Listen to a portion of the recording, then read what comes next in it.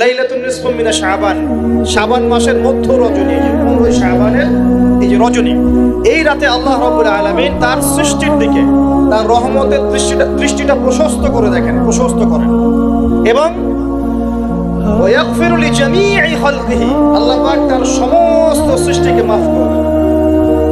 আল্লাহ পাক কি করেন? তার সমস্ত সৃষ্টিকে কি করেন? মাফ করে দেন। কথাটা ভালো করে বোঝেন, আল্লাহ পাক তার সমস্ত সৃষ্টিকে মাফ করে দেন ইল্লা, তাদেরকে ব্যতীত। এক, ইল্লা লিমুশরিকিন, এক নাম্বার যে ব্যক্তি মুশরিক, যে শিরক করে আল্লাহর সাথে, যে আল্লাহর সাথে শিরক করে। আর দুই, মুশাহিদিন, যে ব্যক্তি অন্তরে মানুষের সাথে বিদ্বেষ পোষণ করে, হিংসা বিদ্বেষ মনে আছে এরকম ব্যক্তি, এবং মনের মধ্যে শিরক আছে, শিরকি আকীদা, মুশরিক, এই দুই শ্রেণীর মানুষ ছাড়া আল্লাহ পাক সমস্ত মানুষকে মাফ করে দেন। তাহলে এই রাতের ফজিলত প্রমাণ হলো কিনা? রাতের ফজিলতটা প্রমাণ হলো কিনা? আচ্ছা, এখন এর ব্যাকআপ আরো অনেকগুলো হাদিস আছে, ওই সবগুলো হাদিসকে একত্রিত করলে এমনই কনক্লুশন আসে। এছাড়াও আরো কিছু দুর্বল হাদিস আছে, এগুলো দুর্বল, সনদগতভাবে অন্যান্যভাবে দুর্বল। ওখানে আরো কিছু পয়েন্ট পাওয়া যায় যে আর কাকে কাকে আল্লাহ পাক মাফ করেন। সবাইকে তো মাফ করেন, আর কাকে কাকে করেন। এই হাদিসে দুটো পেয়েছি, এটা একদম অকাট্য। এটা হলো মুশরিক, আল্লাহ পাক মাফ করেন না। দুই, যে অন্তরে হিংসা বিদ্বেষ পোষণ করে, হিংসা বিদ্বেষ আছে, এদেরকে আল্লাহ মাফ করেন না। আরো কিছু দুর্বল বর্ণনা থেকে পাওয়া যায়, এটা দুর্বল বর্ণনা, কিন্তু জেনে রাখতে তো সমস্যা নাই, সমস্যা আছে। আর পাপ তো পাপী, দুর্বল হাদিসে আসুক আর কঠিন হাদিসে আসুক, পাপ তো পাপী নাকি, পাপ ছাড়তে কোনো সমস্যা আছে? তো তৃতীয় এক শ্রেণীর নাম পাওয়া যায়, যারা হচ্ছে আত্মহননকারী, নিজেরা নিজেদেরকে আত্মহত্যা করেছে, এদেরকে আল্লাহ মাফ করেন। আত্মহনন বোঝেন কিনা? আত্মহত্যা যারা করে, আত্মহনন, এটা একটা শ্রেণী পাওয়া যায়। 4 নম্বর একটা পাওয়া যায় আত্মীয়তার সম্পর্ক ছিন্নকারী, আত্মীয়তার সম্পর্ক ছিন্নকারী। 5 নম্বর একটা পাওয়া যায়, সেটা হলো মাদক দ্রব্য সেবনকারী। মাদক দ্রব্য সেবনকারী, যুবকরা খুব ভালো করে শোনেন, মাদক দ্রব্য সেবনকারী আল্লাহ সবাইকে মাফ করেন, মাফ করছেন। আরেকটা পাওয়া যায়, সেটা হলো যারা জেনার পাপে লিপ্ত আছে, কিসের ভাই? জেনার পাপ। এরকম আর কিছু ব্যাকআপ পাওয়া যায়, এগুলো বর্ণনা দুর্বল, বর্ণনা কি দুর্বল, কিন্তু পাপ তো পাপই নাকি? এই পাপগুলো তো পাপ, এই পাপগুলো করলে কি আল্লাহ খুশি হন? অকাট্য সহি থেকে পাওয়া যায় এই দুইটা, মুশরিক এবং মুশাহিদ, যারা শিরক করে, অন্তরে বিদ্বেষ পোষণ করে, আল্লাহ পাক এদেরকে মাফ করেন। কোন হাদিসের মধ্যে স্পেসিফিকলি বলা নাই যে এই রাতে এই এই এই এই ইবাদত করতে হবে, কোন হাদিসের মধ্যে কথা বলার চেষ্টা করুন। যেমন লাইলাতুল কদর সম্পর্কে বলা হচ্ছে না, যে লাইলাতুল কদরে যারা কিয়াম করবে, হ্যাঁ, রাত দিনে সিয়াম রাখবে, রাতে কিয়াম করবে, কোরআন তেলাওয়াত করবে, কোরআন দিয়ে কিয়াম করবে, আল্লাহ ওদেরকে মাফ করে দিবেন, আমল দেওয়া আছে। লাইলাতুল কদরে নবী সাল্লাল্লাহু আলাইহি ওয়াসাল্লাম যা করতেন সেগুলোর মধ্যে আমল দেয়া আছে। এই নিসফু মিনা শাবানের মধ্যে স্পেসিফিকলি এভাবে হাদিসের মধ্যে উল্লেখ করা নাই এই এই এই এই আমল। খুঁজে খুঁজে আমাদেরকে বের করতে হবে, খুঁজে খুঁজে। কেমন? নবী সাল্লাল্লাহু আলাইহি ওয়াসাল্লাম দোয়া করছিলেন মৃতদের জন্য, করছিলেন না? তাহলে এটা একটা আমল পাওয়া গেল।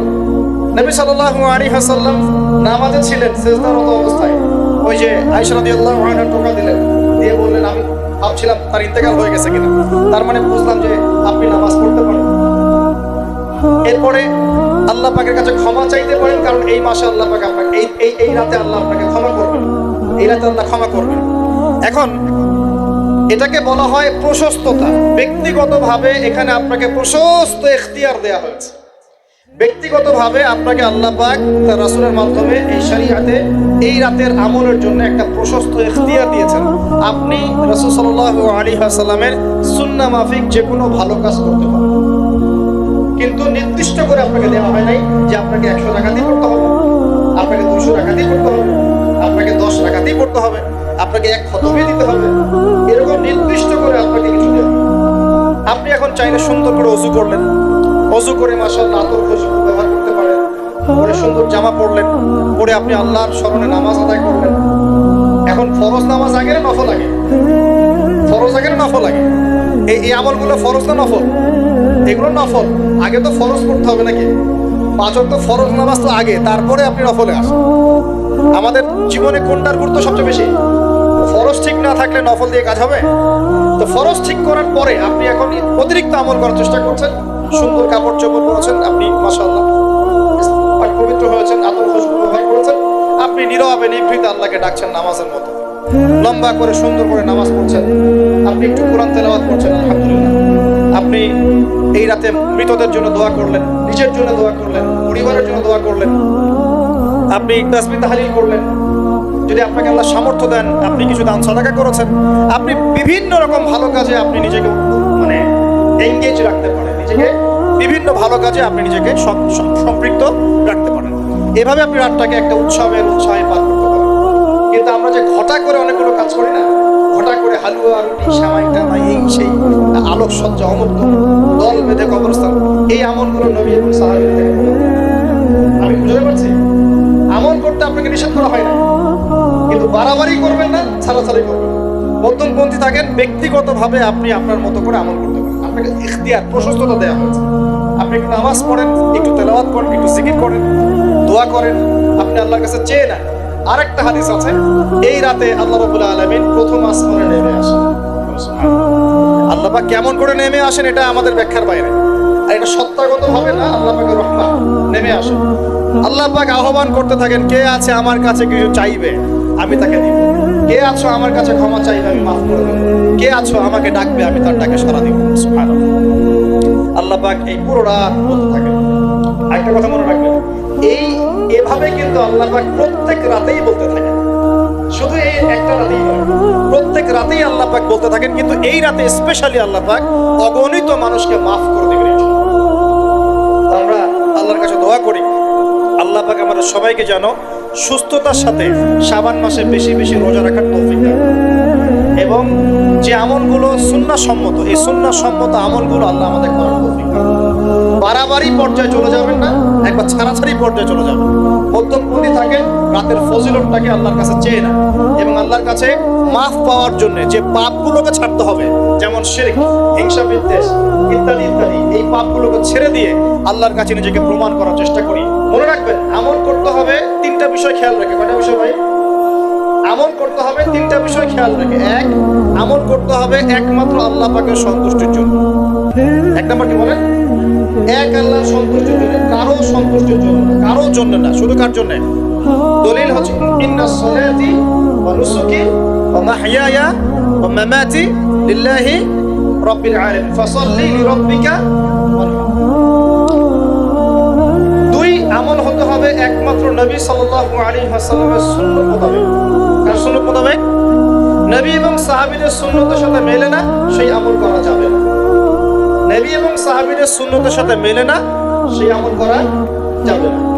তিন নাম্বার, আমলটা যত সুন্দরী মনে হোক, আমলটা যত সুন্দরী মনে হোক আর যত মানুষই করুক, যত মজাদার মনে হোক না কেন, নবী করেন নাই, সাহাবীদের থেকে প্রমাণ নাই, আমল করবো না। করলে বেদাত হয়ে যাবে। কি হবে? বেদাত হয়ে যাবে। আর তিন নাম্বার হচ্ছে, আমলগুলো করার আগে অবশ্যই আপনার রিজিকটাকে হালাল করতে হবে। কি করতে ভাই? ব্যাস এই তিনটা শর্ত পূরণ করে আমল করলে ইনশাআল্লাহ তাআলা আমরা জান্নাতে যাব। ইনশাআল্লাহ আমরা আশাবাদী আল্লাহ পাক আমাদেরকে জান্নাত দিবেন। আল্লাহ পাক এক রাতে রহম করে সমস্ত মাখলুক সৃষ্টিকে মাফ করে দিয়েছেন, শুধু শিরক এবং হিংসা বিদ্বেষ পোষণকারীকে মাফ করছেন না। বুঝতে হবে এই পাপ দুটো কত কঠিন। এবার আসেন প্রথমে একটু শিরক নিয়ে কথা বলি, তারপরে মুশাহিন নিয়ে কথা বলি। ধৈর্য ধরবেন তো নাকি? দেরি হচ্ছে? সবর করেন। এখন প্রথমে জানি শিরক কি এবং কেন। শিরক হচ্ছে এমন একটা পাপ, যেই পাপ আমলনামায় থাকলে পরে বিনা তওবায় যদি সেই ব্যক্তি মারা যায়, আল্লাহ পাক তাকে মাফ করবেন না। ভালো করে শুনুন, শিরক এমন একটা পাপ, যে পাপ যদি আমলনামায় থেকে যায়, বিনা তওবায় সে মারা যায়, শিরকের পাপ নিয়ে আল্লাহর সামনে দাঁড়ায়, আল্লাহ তাকে মাফ করবেন। দলিল সূরা নিসা, আল্লাহ পাক বলেন ইন্নাল্লাহা লা ইয়াগফিরু আন ইউশরাকা বিহি ওয়া ইয়াগফিরু মা দুনা যালিকা লিমান ইয়াশা। আল্লাহ পাক তার সাথে শিরকের গুনাহ মাফ করবেন না, এছাড়া যে কোনো গুনাহ যাকে ইচ্ছা মাফ করবেন। বুঝাচ্ছি, মনে করেন একজন ব্যক্তি জিনা করেছে, কথা নাউজুবিল্লাহ, একজন ব্যক্তি জিনা করেছে বা মিথ্যা কথা বলেছে, বা ধরেন মদ খেয়েছে ইত্যাদি। এখন সে তওবা করলে তো মাফ পেতই, তওবা করলে মাফ হতো না? তওবা করলে মাফ তো পেতই। মনে করেন তওবা না করেই মারা গেছে, আল্লাহ পাক চাইলে কিয়ামতের মাঠে এই পাপ বিনা তওবাতেই মাফ করতে পারে। বুঝতে পারছেন? বুঝতে পারছেন না মনে হয়? মনে করেন একজন ব্যক্তি মদ খেয়েছে, জেনা করেছে ইত্যাদি, সে তওবা করার ফুরসত পায় নাই, বিনা তওবায় মারা গেছে। আল্লাহ পাক চাইলে কিয়ামতের মাঠে তওবা না করা সত্ত্বেও আল্লাহ পাক তাকে মাফ করতে পারে। কিন্তু একজন ব্যক্তি শিরকের পাপ করেছে, তওবা না করে মারা গেছে, আল্লাহ পাক কিয়ামতের মাঠে শিরকের পাপ মাফ করতে পারে। আমি কি বুঝতে পারছি? অন্য পাপের কারণে আল্লাহ রাব্বুল আলামিন শাস্তি দিয়ে হোক, কোনো একটা ভাবে হোক, নবীর সুপারিশের মাধ্যমে হোক, তাকে জাহান্নামে গেলেও সেখান থেকে বের করে জান্নাতে দিবেন ইনশাআল্লাহ। কিন্তু শিরকের পাপ যার আমলনামায় থাকবে তার উপর জান্নাতকে হারাম করে দেওয়া। সূরা মাইদায় দলিল আছে, শিরকের পাপ যার আমলনামায় আছে তার জন্য জান্নাতকে হারাম করে দেওয়া হয়েছে।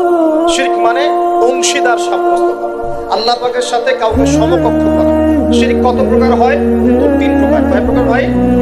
বিশ্বাসে শিরক হয়, মানে আকীদায় শিরক হয়। আমলে শিরক হয়, মানে কাজে শিরক হয়। কথা বা লিসানে শিরক হয়। মনে থাকবে? এক নাম্বার কিসে শিরক হয়?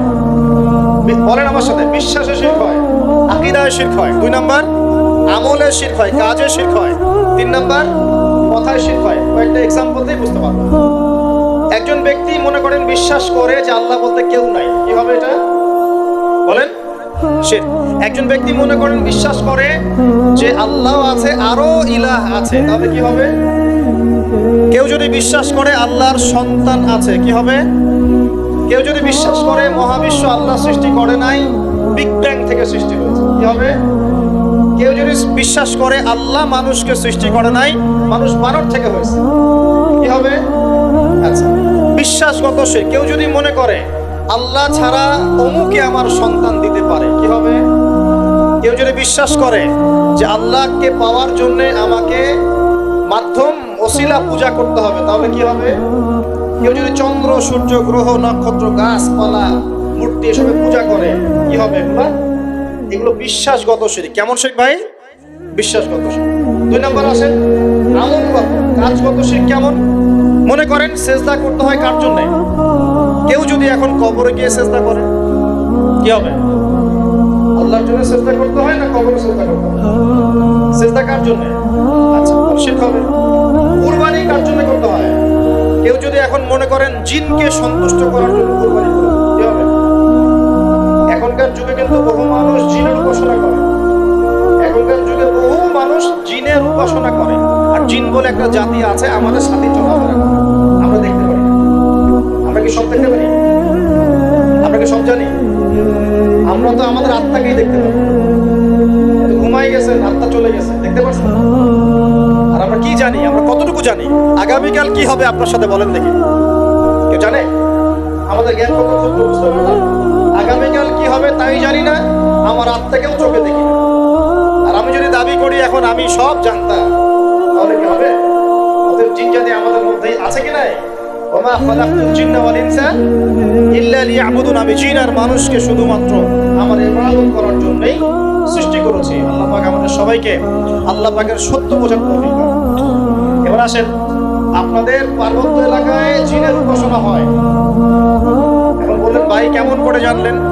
যত তান্ত্রিক, মান্ত্রিক, কবিরাজ, জাদুকর সব এই পাহাড়ি এলাকায় ঘুরে বেড়াচ্ছে।